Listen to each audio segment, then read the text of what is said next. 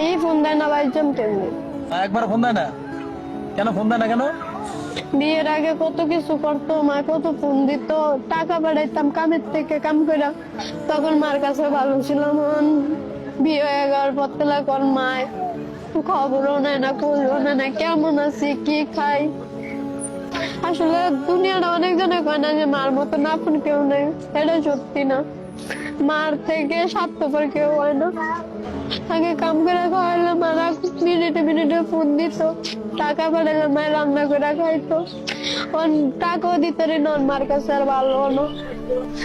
আমার মায়ের টিয়ারাই ছিল, আমি কি করি, কে আমার লাগে কি করে, কেমনে খাই কেমনে চলি। আজকে কতটা দিন হয়ে গেছে মার কোনো খোঁজ খবর নাই, ফোন দেয় না। আমি তাহলে রাত করে রেছি, মাকে পারে না একটা ফোন দিতে।